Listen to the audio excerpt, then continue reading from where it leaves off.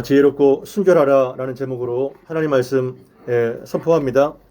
우리가 지난주에 10장 1절로 15절까지 복음 전도자들 12사도를 부르시고 그들을 파송하시는 예수님에 대하여 살펴봤죠. 그리고 그들이 어떠한 자세로 복음 전도자의 사명을 감당할 것인가 우리는 잘 들었습니다. 오늘 16절부터 23절까지는 이제 그리스도의 제자들이 장차 복음 증거를 할 때 맡게 될 고난과 약속에 대하여 나와 있습니다. 복음 전도에 있어서 반드시 거절과 그리고 고난이 따를 것이라고 말하고 있죠. 그러나 끝까지 견디는 자는 구원을 받게 될 것이라고 약속하고 있습니다. 그러니까 고난을 받게 될 것이라는 그 경고와 그리고 약속이 동시에 주어지는 본문이 오늘 본문이라고 할 수 있습니다. 우리 16절 말씀 같이 한번 읽어봅니다. 시작. 보라 내가 너희를 보냄이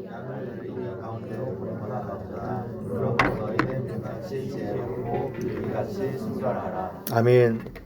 16절 말씀 굉장히 익숙하고 많이 알고 있죠. 보라 내가 너희를 보냄이 양을 이리 가운데로 보냄과 같도다. 예수께서 그 제자들을 파송하셨다는 것을 보게 되고 그 파송의 그 형태가 양을 이리 가운데로 보냄과 같도다 이렇게 말씀하십니다. 그러므로 너희는 뱀같이 지혜롭고 비둘기같이 순결하라 이렇게 말씀하고 계신 것이죠. 여러분, 예수께서 제자들을 세상 가운데 보낸다는 것이 양을 이리 가운데로 보낸다. 여러분 이거 어떻게 받아들이세요? 양과 이리는 어떠한 관계입니까? 예, 그냥 먹잇감이죠, 그냥. 그죠? 양이 거기 이리들이 득실거리는 늑대 떼에 가면은 그냥 바로 그냥 먹혀지는 그러한 포식자죠.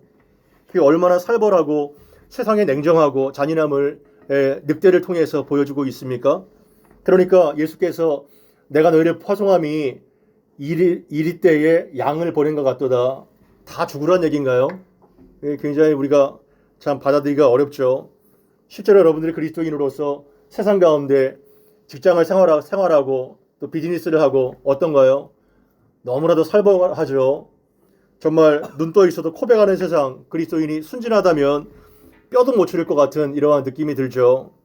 그래서 많은 그리스도인들이 어떻게 살아가나요? 세상 가치관에 일찌감치 동화가 되어서 교활함과 그리고 편법과 적당주의로 그렇게 살아갈 때가 얼마나 많아요. 다 그렇게 사니까, 그렇게 못 살면 다 죽으니까. 그런데 그러한 상황에서 예수님 그러한 것을 모르는 것이 아니죠.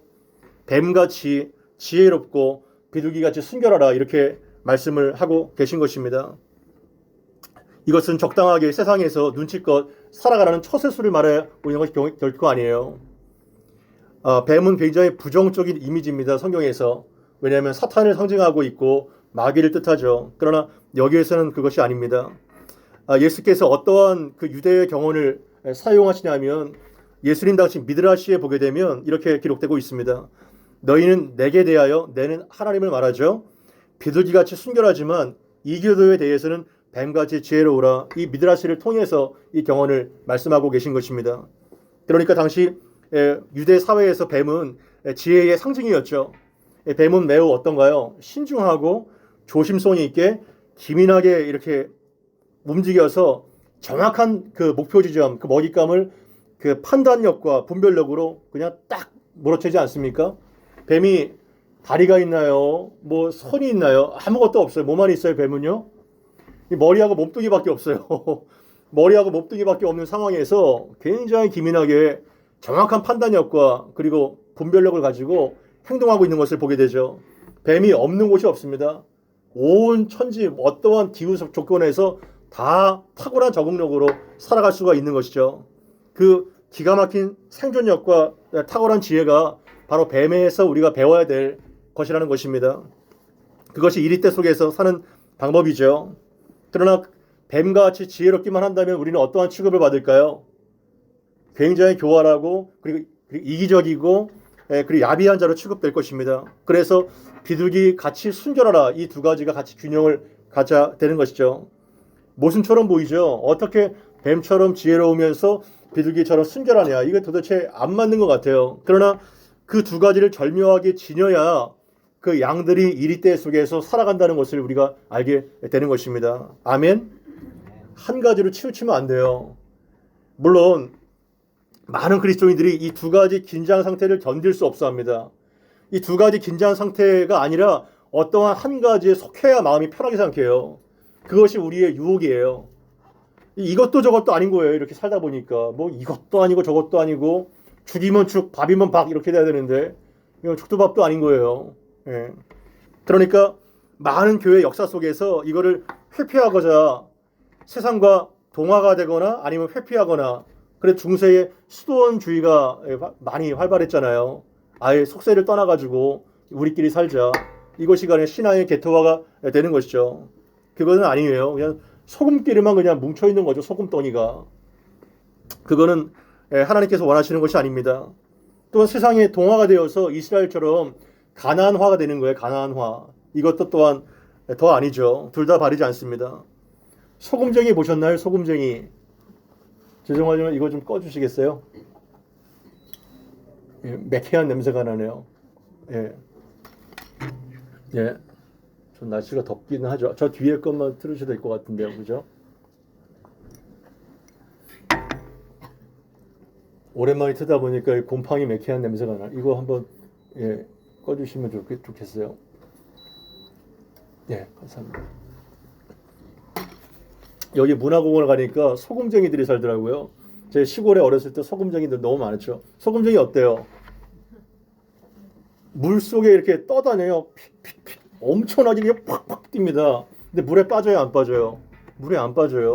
예, 우리가 이 세상 가운데 살지만 마치 소금쟁이처럼 이렇게 물 위에 떠다니는 그러한 역할을 하기를 요청받고 있는 것이죠. 물속에 가라앉지 않는 것이죠.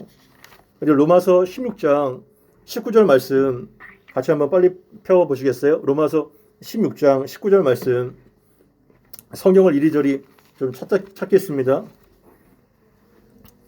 예, 로마서 16장 19절 말씀 찾으셨으면 같이 한번 읽어보죠. 시작. 너희의 순종함이 모든 사람에게 들리는지라 그러므로 내가 너희로 말미암아 기뻐하노니 너희가 선한 데 지혜롭고 악한 데 미련하기를 원하노라. 아멘. 이 바울이 로마 교회 성도들에게 너희의 순종함이 모든 사람에게 들리는지라 이 엄청난 말이 아닌가요? 이 1세기 당시 예수를 믿기만 하면 그냥 죽음을 각오한 상황이에요. 그러나 너희의 순종함이 모든 사람에게 들리는지라 여러분들의 믿음으로 말미암아 내가 너무나도 기쁜데 여러분들도 선한 데는 지혜롭고 악한 데는 어떻게 돼요? 미련하기를 원하노라 이렇게 돼 있는 것입니다. 그런데 오늘 말씀에 그 비둘기같이 순결하라 이 말씀이 있잖아요. 그 로마서 16장 19절에 미련하다 이 같은 의미를 쓰고 있어요.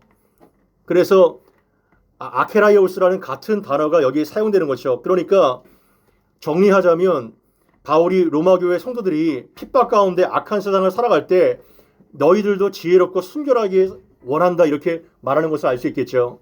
선한 데는 지혜롭고 악한 데는 정말 순전하리만큼 미련할 정도로 순결하기를 원한다. 이 두 가지가 같이 있기를 사도 바울도 권면하고 있는 것을 보게 되는 것입니다. 그런데 여러분 중요한 게 양은 어떻게 그 이리 가운데 세상 가운데 어떻게 이기면서 생존이 가능할까요? 생존이 불가능한데 양이 어떻게 늑대들이 울글거리는 곳에 살 수가 있어요? 불가능하지. 우리 양이 어떻게 뭐 격투기 배워야 될까요? 격투기? 태권도 한 몇 단 따야 될까요? 아니면 창하고 총 같은 거 챙기든가? 예. 어떻게 해야 될까요? 이러한 세상 방법은 통하지가 않아요. 그래서 오히려 그리스도인들이 세상 방법을 쓸 때 하나님이 망하게 하십니다. 그게 은혜예요. 세상 방법을 쓸 때 잘 되는 것이 재앙입니다. 왜냐면 그렇게 가다가 이제 완전히 망하게 되거든요. 벌써 세상 사람들은 몰라도 그리스도인들은 세상 방법을 쓰면은 망하게 되어 있습니다. 벌써 심장이 벌써 두근두근 거려요. 예. 양들이 늑대가 우글거리는 세상에서 생존하는 유일한 방법이 있어요. 그게 뭘까요? 목자이신 예수님과 동행하는 것입니다. 아멘. 목자이신 예수님과 동행하는 것이 양들이 이리떼 가운데 살아나는 유일한 방법이에요. 여호와는 나의 목자시니 내게 부족함이 없으리로다. 아멘. 부족함이 없는 거예요. 사막의 음침한 골짜기로 다닐지라도 주의 지팡이와 막대기가 나를 안위하시기 때문에 부족함이 없는 거죠. 늑대가 그냥 이빨을 엄청나게 부들거리고 딱 습격할 때 목자에 그냥 막대기 지팡이로 아갈통을 딱 치는 겁니다. 아갈통을.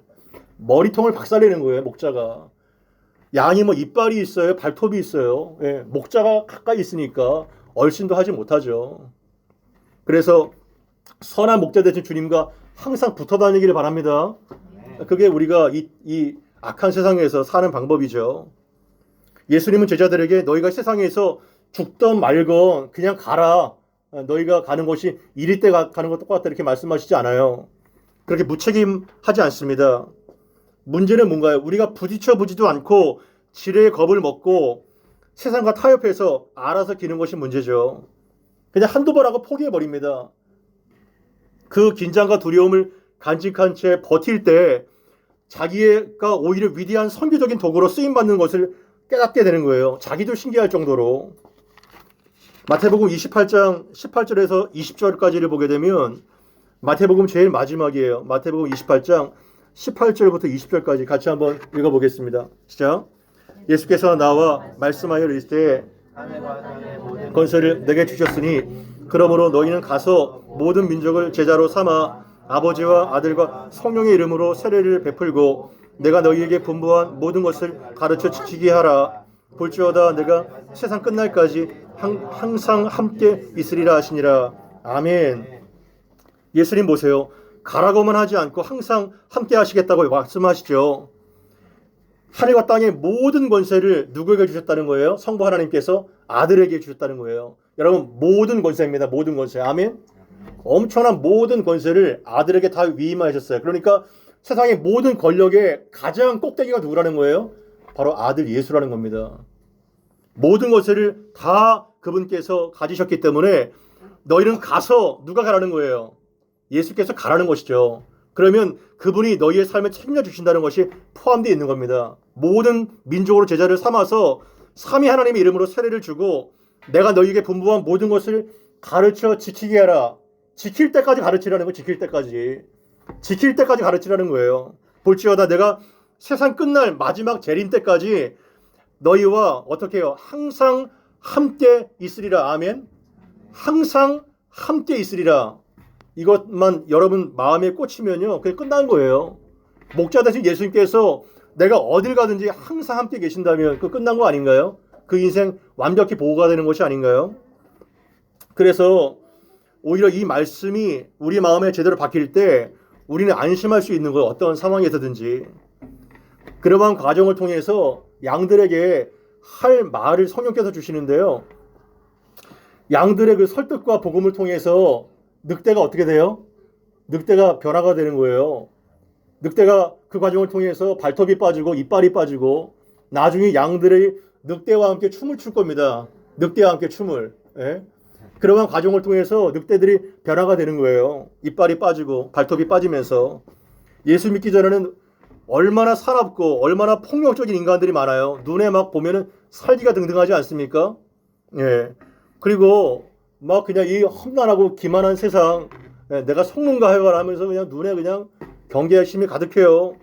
예. 그러니까 말씀이 그러나 계속 들어가니까 이 살기가 빠지고 생기가 들어가니까 이게 이제 변화가 되는 거예요. 새로운 피조물로. 이것이 바로 성령의 역사입니다. 아멘.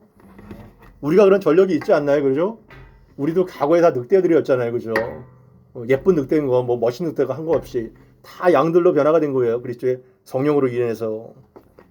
그래서 우리가 이러한 살벌한 세상 가운데 파송된 것이 두렵고 떨리지만 목자 되신 예수님께서 함께 하시니까 걱정할 것이 없다고 말씀하고 있는 것이죠. 우리 17절, 18절 같이 한번 읽어보겠습니다. 자, 사람들을 상가라. 그들이 너희를 공회에 넘겨주겠고 회당에서 채찍질하리라. 또 너희가 나로 말미암아 총독들과 임금들 앞에 끌려가리니. 아멘. 사람들을 삼가라는 것은 너희를 넘겨주고 채찍질하는 그 사람들을 삼가라는 건데요. 17절에 나오는 공회와 회당은 유대인들의 핍박을 예고하고 있는 거예요. 그리고 18절에 총독과 임금은 이방인들의 핍박을 예고하고 있는 겁니다. 그래서 이 전 과정을 통해서 너희가 아무리 지혜롭고 그리고 기민하게 행동한다 할지라도 핍박을 완전히 피한다 그럴 수는 없다는 거예요. 반드시 재판장에서 끌려가고 채찍질을 맞을 수도 있고 그리고 재판을 받을 수가 있다고 심지어 순교할 수도 있다는 거예요. 그거를 각오하라는 겁니다. 그러나 오히려 그것이 그리스도를 드러내는 기회로 사용될 것이라고 예수님 말씀하고 있는 것입니다. 사도행전 4장 10절 이하를 보게 되면 이렇게 나와 있어요. 사도 베드로가 막 종교 지도자들 앞에서 공회에 끌려가지 않습니까? 그러나 너무나도 당당하고 너무나도 정말 그 담대한 믿음으로 복음을 증거하고 있어요. 이 사람이 도대체 성령을 받기 전에 그 저주하면서 예수를 부인했던 사람이 맞는가? 딴 사람이 완전히 돼버린 거예요. 그러면서 그 공회 앞에 그 정말 그 수많은 종교 지도자들 앞에서 너희의 모든 이스라엘 백성들을 알라. 너희가 십자가에 못 박히고 하나님이 죽은 자 가운데서 살리신 나사렛 예수 그리스도의 이름으로 이 사람이 건강하게 되어 너희 앞에 섰느니라. 이 사람은 성전 미문 앞에 앉은 병이에요. 치료가 됐기 때문에 이렇게 붙잡혀 온 거죠. 사도들이. 그러나 이 예수는 너희의 건축자들이 버린 돌로서 집 모퉁이의 머릿돌이 되었느니라. 이 얼마나 이 기막힌 성경 말씀을 지금 마구마구 인용하고 있잖아요. 예. 다른 이로서는 구원을 받을 수 없나니 천하 사람 중에 구원을 받을 만한 다른 이름을 우리에게 주신 일이 없음이라. 얼마나 담대하게 선포합니까? 그 비자 앞에서 그냥 떨면서 예수를 저주하고 부인한 거라 얼마나 대조적이에요. 이렇게 사람이 성령 받은 다음에 달라진다는 것입니다. 그리고 끌고 가 보니까 그 상황이 그리스도의 복음을 가장 영광스럽고 폭발적으로 증거할 수 있는 기회가 된다는 것이죠. 예수님이 바로 그 공포스러운 상황을 가장 영광스럽게 만들어 주실 거라고 말씀하고 있죠. 공회원들이 그냥 깜짝 놀랍니다. 아니 배우지도 못한 학문 없는 범인들이 어떻게 이렇게 담대하게 말씀을 전하고 어떻게 이렇게 유식하게 성경 말씀을 인용하는지 거침없이 얘기하니까 협박하고 뭐 경고하지 않습니까? 다시는 예수의 이름으로 말하지 말라고. 그런데도 아랑곳하지 않고 또다시 19절 20절에 베드로와 요한이 하나님 앞에서 너희 말 듣는 것이 사람의 말 듣는 것보다 옳은가 판단하라. 우리는 보고 들은 것을 말하지 아닐 수 없노라. 이렇게 당당하게 말하고 있지 않습니까? 얼마나 정말 거침이 없나요?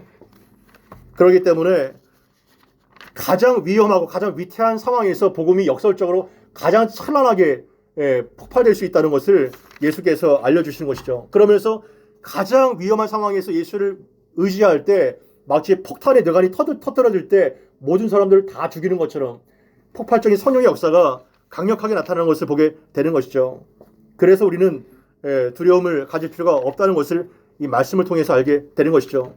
사도 바울도 아그리파 왕 앞에서 증언을 하고 있지 않습니까? 끌려가더라도 그 끌려가는 자리가 오히려 하나님의 복음이 나타나는 영광스러운 자리라는 것을 잊어서는 안 될 것입니다. 그리고 또한 계속해서 말씀하고 있죠. 가장 위태로운 순간에 성령이 너희에게 할 말을 주실 거야. 이렇게 약속하십니다. 19절 20절 같이 한번 읽어보겠습니다. 시작. 너희를 넘겨줄 때에 어떻게 무엇을 말할까? 그때 너희에게 할 말을 주시니 말하는 이가 너희가 아니라 너희 속에서 말씀하시니 곧 너희 아버지의 성령이시니라. 아멘. 이 오늘 본문의 병행 구절이 마가복음 13장 그리고 누가복음 21장 이렇게 나와 있어요. 그런 마가복음 13장 10절에 보게 되면 이 패턴과 흐름이 이게 쭉 이어지다가 이 18절과 19절 그 막간에 마가복음 13장은 뭐가 삽입이 됐냐면 복음이 또 먼저 만국에 전파되어야 할 것이라 이렇게 삽입되고 있어요. 그러니까 핍박과 그 대단한 박해 속에서 복음이 만국에 전파될 것이라고 약속하고 있는 것입니다. 마지막 순간까지 포기하지 않고 쉬지 않는 하나님의 열정을 보게 되는 것이죠. 겉으로 보기에는 세상이 어때요? 너무나도 암담합니다. 너무나도 절망적이에요. 전쟁과 배신과 지진과 살인과 핍박과 미래 공포와 우리는 어느 것 하나라도 마음을 둘 곳이 없습니다. 그러나 그런 속에서도 여전히 하나님의 사랑과 복음의 역사가 활동하고 있다는 것을 잊지 마시기를 바랍니다. 그것이 바로 우리의 소망인 것이죠. 복음이 만국에 전파될 것이라고 말씀하고 있는 것이죠. 그리고 그러한 상황에서 성령이 너희 속에서 말씀하시는 그 성령이 너희가 위태한 순간에 말씀을 주실 거야 이렇게 약속하고 있는 것입니다.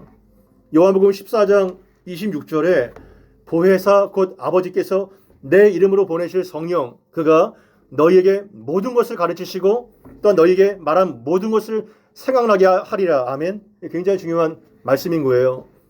성령이 오실 때 그 성령은 너희에게 모든 것을 가르치시고 모든 것이 생각나게 하실 것이라 이렇게 말씀하고 있는 것입니다.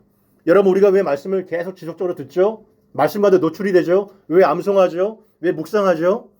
아무리 다급한 상황에서 여러분이 죽을 상황에서도 성경 말씀이 한 서너 개가 탁탁 떠오르잖아요. 그 사람은 산 사람이에요.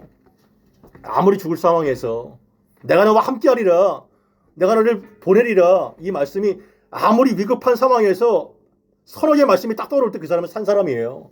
그러나 위급하고 다급한 상황에서 갑작스럽게 뭐 내가 뭐 꽁쳐놓은 돈이라든가 뭐 정말 내 의지할 어떤 전문가라든가 부모님 딱 생각할 때 그 사람 망한 거예요. 그 사람 망한 거예요. 말씀이 생각나야지 하나님이 의지가 돼야지. 여러분 다급할 때 뭘 의지하세요? 그게 진짜 신앙입니다. 다급할 때. 그러나 보혜사 성령께서는 가장 위기의 순간에서 너희에게 말씀을 생각나게 하심으로 변증하게 하시고 또한 너희를 통해서 위대한 하나님의 복음 전도라도 너희를 사용하실 거라는 겁니다. 이 얼마나 기가 막힌 성령의 역동적인 사역이에요.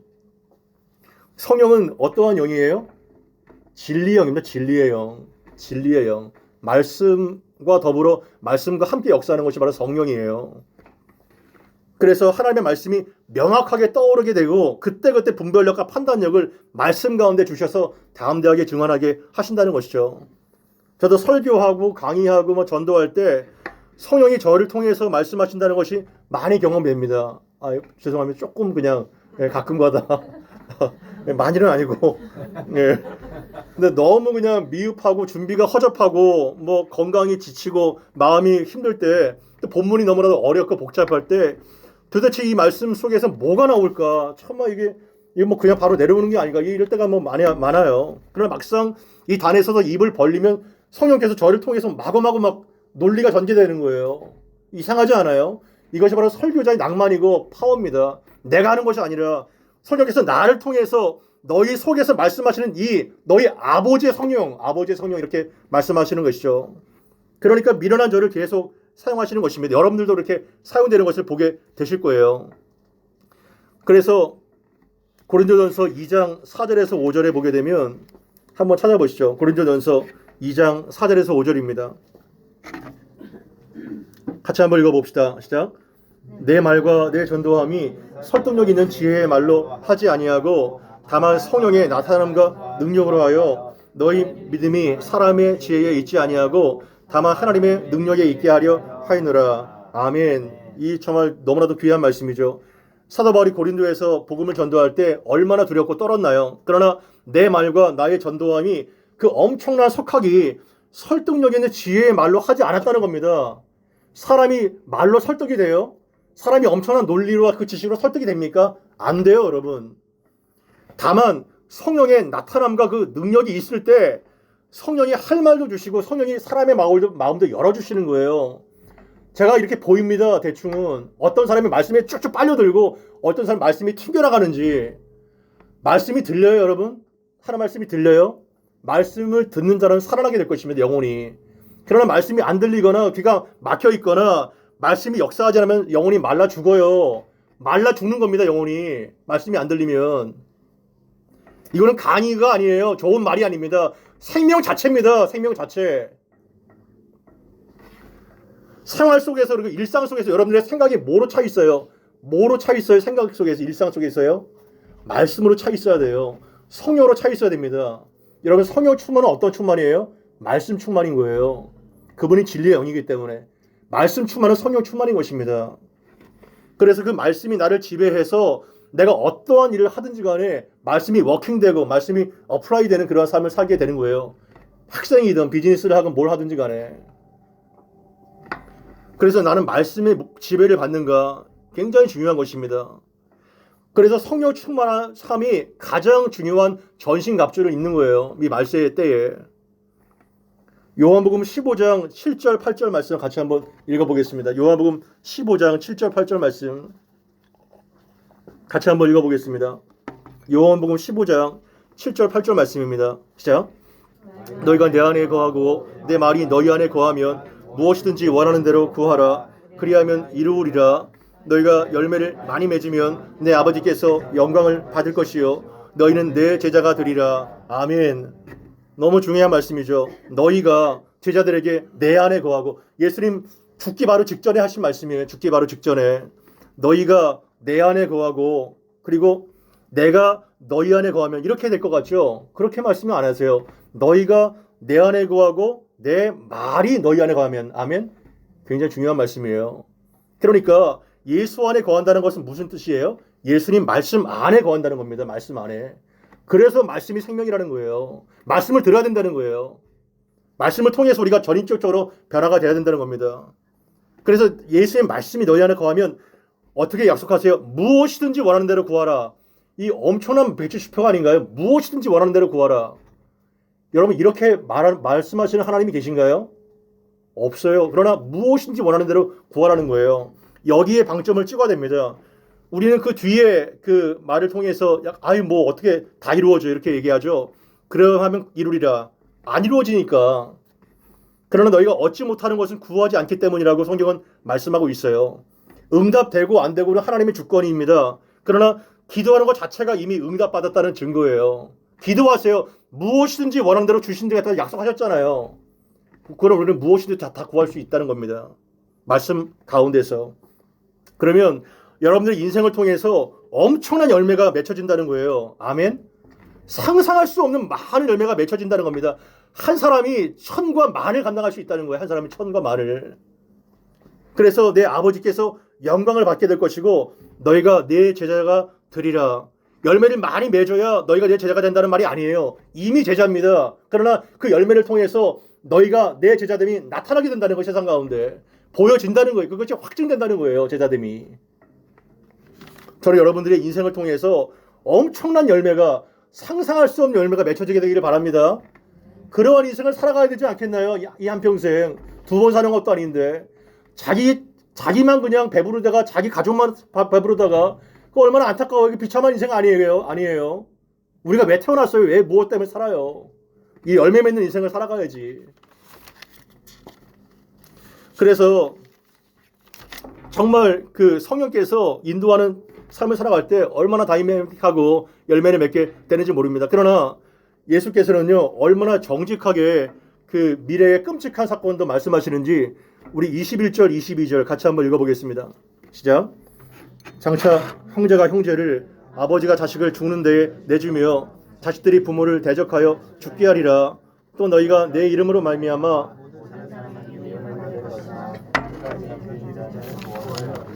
아멘. 성경은요 제가 보니까 가장 정직한 책이에요. 가장 정직한 책. 뭐 약장사라든가 뭘 팔 때 그냥 장밋빛 미래만 다 약속하지 않습니까? 예수 믿으면 복을 받고 성공하고 뭐 엄청나게 막 승승장구하고 그 거짓 복음이에요. 그 프로스페리티 가스펠입니다. 그러나 성경은 정확하게 너희가 내 이름 때문에 모든 사람에게 미움받을 수 있어. 그리고 형제가 형제를, 아버지와 자식을 죽는 데 내주고 자식들이 부모를 대적하여 죽게 할 수 있어. 그런데도 나를 믿을 수 있겠니? 이렇게 말합니다. 그런데도 나를 따라올래? 이렇게 말하는 게 성경인 거예요. 제자들이 닥칠 박해 상황은요 인간이 감당할 수 없는 가장 원초적인 가족관계에 있어서 발생할 수 있다는 겁니다. 이거는 1세기 당시뿐만 아니라 교회 역사 안에서 계속 반복되어 왔던 거예요. 지금도 신앙 때문에 박해 아래 처하는 사람이 얼마나 많은지 알아요? 3억 명 이상 됩니다. 3억 명 이상이. 예수를 믿는 것 때문에 죽을 위기에 놓여 있는 사람들이 그렇게 많다는 거 지금도요. 2024년에도 무슬림, 공산권, 북한의 지하교회 이 발생하는 현실이에요. 동시대에 살아가고 있습니다. 우리가 그들과. 무슬림들이 그리스도인이 되면요 개종을 강요당하고 직장에서 당연히 해고당하고 그리고 명예살인에 참수형까지 받는 게 오늘날의 시대예요. 오늘날의 시대. 지금 북한의 정치범 수용소에 그리스도인들만 10만 명 이상이 수용돼 있답니다. 10만 명 이상이. 제가 그 남서울에서 북한 사역할 때도 지하교회 그 자매가 왔더라고요. 탈북해가지고. 같은 가족인데도요 부모가 자식 같은 전도 못해요. 자식이 부모한테 전도 못합니다. 당장 고발당하니까. 6.25 때 그런 일이 많았잖아요. 그 다행스럽게도 그 자매는 친척이 전도해가지고 예수를 믿게 됐는데, 이데올로기가 이렇게 무서운 거예요. 이데올로기가. 피를 나눈 가족들한테도 예수 전하지 못합니다. 얼마나 살벌하고 끔찍한 시대가 올 수 있는지. 그리고 점점 종말이 때가 다가올수록 인간성이 상실되고 폐륜을 저질 수 있는 시가 온다는 거예요. 마태복음 24장 12절 병행 9절에 불법이 성함으로 많은 사람의 사랑이 식어지리라. 불법이 성하기 때문에 종말이 때 가까울수록 사랑이 완전히 싸늘하게 식어져서 많은 사람들이 이런 폐륜 행위를 할 수 있다는 거예요.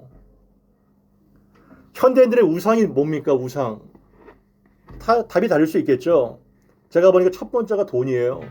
부인할 수 있나요? 두 번째가 가족입니다. 특히 자식이 우상이에요. 네. 그러나 자식들이 부모를 배신하고 죽게 할 수 있는 끔찍한 일이 일어날 수 있다는 거예요. 말세가 될수록. 여러분, 자식에게 목숨 걸지 말기를 바랍니다. 자식에게 배신당해요. 배신. 예수께 목숨을 걸기 바랍니다. 예수께 목숨을 걸면 자식이 돌아와요. 하나님께로. 예. 목숨을 걸 때 걸어야지. 걸 때. 팀 켈러가 했단 말이 팀 켈러가. 제가 한 말이 아니에요. 예. 내가 만든 신. 거기에 보게 되면 하나님의 우상 숭배자는 반드시 그 섬긴 우상에게 배신을 당한다는 거예요. 마지막 때가 가까울수록 예수를 믿는다는 것 때문에 세상에서 미움과 박해를 받는다는 것을 잊지 마십시오. 그리고 이것을 이상하게 여기지 마. 이상하게. 즉 유럽과 미국 보세요. 동성애 막 커밍 아웃만 해도요. 막 박수치고 막 이해한다래요. 그게 미친 세상 아닌가요? 근데 예수를 믿는 정말 제대로 된 사람은요. 고발당합니다. 얼마 전에 보니까 영국에서 길거리에서 기도했다고 고발당하더라고요. 이러한 어마어마한 세상이 되는 거예요. 마지막 공중권세 잡은 사탄이 발악을 하고 있는 거죠. 이 같은 증상은요. 점점 심해질 거예요. 오히려 지금까지 예수를 믿으면서 아무런 핍박과 미움과 소외를 받은 적이 없다면 내 믿음이 진짜 신앙인가 한번 점검해 보세요. 점검해 보세요. 진짜 그리스도인은요. 가족이나 주변 사람들한테 가끔씩 미쳤다는 소리를 들어야 됩니다. 여러분 가끔씩 주변 사람들한테 저 참 미쳤다 쟤 이런 소리 가끔씩 들어요. 직장이나 가족들한테 이런 것들 가끔씩 들어야 된다는 거예요. 그게 정상이라는 겁니다. 그리스도인은요 한마디로 말해서 예수께 완전히 제대로 미친 사람이 그리스도인이에요. 딴 말로 세상 봐요. 다 미쳐 있잖아요. 돈에 미치고 성공에 미치고 쾌락에 미치고 평가에 미치고 우리는 예수께 미쳐야 온전한 정신으로 살아갈 수 있는 거예요. 이 악한 세상을. 종말이 가까울수록 여러 가지 증상이 있지만 대배교 현상이 나타나게 될 겁니다. 이것이 두렵기 때문에 많은 사람들이 신앙을 버려요. 타협합니다. 그리고 믿음의 순결을 버리게 될 거예요. 어마어마한 사람들이 믿음의 순결을 다 버리게 될 겁니다. 이런 혼란과 두려운 시기에 그러면 그리스도인들은 과연 이 극도의 혼란 속에서 어떻게 살아가야 될까요? 답이 나와 있잖아요. 22절 하반절에 모든 사람에게 내 이름 때문에 미움을 받을 것이지만 어떻게 해요? 끝까지 견디는 자는 구원을 얻으리라. 아멘. 끝까지 견디라는 거예요. 끝까지. 죽을 때까지 견디라는 거예요. 버티라는 거예요. 버티라. 여러분 이 버티는 것이 가장 강력한 능력입니다. 버티기를 바랍니다. 이 버틸래도요. 이게 맷집이 있어야 되지. 이거 맷집 없으면 밀려요. 이게. 버티다 보니까 내공이 쌓이게 되고 근육이 생기게 되는 거죠. 최종까지 인내하는 자가 구원을 받게 됐다는 거예요. 여러분 구원을 그냥 날로 먹으려고 하지 마세요. 환난은요. 어떠한 기간이에요? 옥석을 가리는 기간. 옥석을 가리는 기간. 이게 나쁜 것만도 아니에요. 환난이. 뭐가 가려져요? 알곡과 가라지가, 양과 염소가, 보석과 잡석이 다 가려지는 시간이에요. 이 환난과 이 배교를 통해서 쫙 갈라지고 쫙 알곡과 가라지로. 그때 정말 진짜와 가짜가 드러나게 되죠. 그때 진짜가. 그래서 미혹되지 말고 계속해서 복음을 증거하고 예수와 동행하라는 거예요. 이 사순절 기간 어떤 기간이에요? 예수의 고난에 동참하는 기간이에요. 십자가를 그냥 메고만 다니지 마시고 십자가를 져야 됩니다. 우리는 실제로 내가 죽어야 돼요. 옛사람이. 마지막 23절 같이 한번 읽어보겠습니다. 시작. 이 동네에서 박해하거든 저 동네로 피하라. 내가 실수로 너에게 이르노니 이스라엘 모든 동네를 다 다니지 못하여서 인자가 오리라. 아멘. 굉장히 소망이 되는 말씀을 하고 있어요. 이 동네에서 너희를 박해하거든 저 동네로 피하라. 이거 비겁한 거 아니에요? 끝까지 그 순교해야죠 거기서. 근데 피하라는 거예요. 선교가 중단되지 않고 계속해서 불필요한 위험을 감수하지 말고 거기에서 그 견딜 수 없는 박해가 있으면 또다시 피해서 계속해서 불을 번지르게 하라는 거예요. 복음 전도가 중단되지 않도록 계속 선교를 이어가라는 거예요. 그러다 보면 모든 동네를 다 다니지 못해서 인자가 올 것이다 이렇게 말씀하고 있는 것입니다. 해석이 분분한데요. 인자가 온다는 것을 그리스도의 재림으로 해석하면 됩니다. 복잡할 거 없어요. 왕께서 귀환하신다는 거예요. 핍박 가운데 있는 성도들에게 가장 강력한 소망, 위로를 주는 신앙이 뭔가요? 재림신앙입니다. 재림신앙. 여러분 왕이 반드시 다시 오십니다. 재림신앙을 믿고 계신가요? 그리스도께서 반드시 다시 오세요. 여러분들이 믿건 안 믿건 간에. 신약 성경에만 그리스도의 재림이 250번이 반복이 250번. 단 한 번만 반복이 돼도 반드시 성취가 되는데 몇백 번이 언급되는 거 그거 안 오시겠어요? 예수님께서 반드시 다시 오신다고 약속하고 있어요. 그리고 역사의 끝이 올 것이라고 말하고 있죠. 마지막으로 마태복음 24장 14절 말씀 같이 한번 보시죠. 이 23절과 맥락이 같습니다. 마태복음 24장 14절 말씀 같이 한번 읽어봅니다. 시작. 이 천국 복음이 모든 민족에게 증언되기 위하여 온 세상에 전파되리니 그제야 끝이 오리라. 아멘. 그제야 끝이 오리라. 그제야 끝이 온다는 겁니다. 언제요? 이 천국 복음이 모든 민족에게 증언되기 위하여 온 세상에 전파될 때 그제야 끝이 올 것이라고 약속하고 있습니다. 반드시 역사에는 끝이 있다는 거예요. 그 끝날까지 천국의 복음은 계속해서 온 열방 가운데 퍼지게 될 것이라는 것입니다. 우리는 그 역사 끝에서 보게 될 거예요. 알곡과 가라지의 그 거대한 추수를 보게 될 것입니다. 그리고 내가 고난 가운데 의지했던 그 예수가 정말 진짜 예수였다는 것을 우리가 확인하게 될 거예요. 내 눈으로. 그리고 영원한 나라에 입성하게 될 것입니다. 이러한 찬양이 생각나더라고요.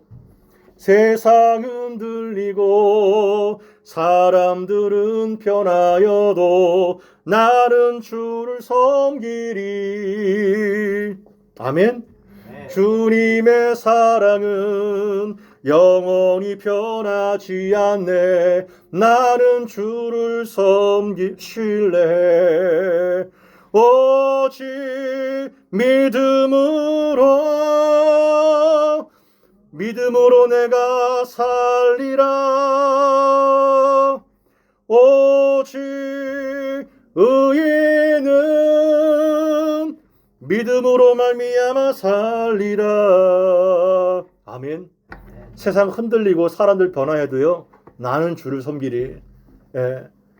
우리는 군중 심리가 있잖아요. 몇 천 명, 몇만 명이 다 쓸려나가도 내 혼자 여기 남아서 나는 믿음을 지켜야 되는 거예요. 그 마지막 한 사람이 나이기를 바랍니다. 그 마지막 한 사람이 여러분들이 이기를 바랍니다. 그 한 사람을 통해서 하나님의 역사를 만들어 가시는 거예요. 흔들리지 마시고 표대를 예수께 받고 믿음으로 이 험한 종말의 때를 살아가게 되기를 바랍니다. 우리 들은 말씀 기억하면서 우리 함께 기도하면 좋겠습니다. 정말 우리가 이 악한 세상, 이리 때를 득실거리는 세상에서 정말 지혜롭고 순결할 수 있도록 균형을 잘 잡을 수 있도록 선한 목자 되신 예수님과 동행하게 하시고 어떠한 핍박과 미움과 박해 속에서도 성령의 도우심으로 예수를 증거하며 그리고 끝까지 소망 가운데 왕의 귀환을 고대할 수 있도록 마라나타 주 예수여 속히 봐달라고 열방 가운데 주의 복음이 만국 가운데 선파되게 해달라고 우리 합심하여 기도하겠습니다.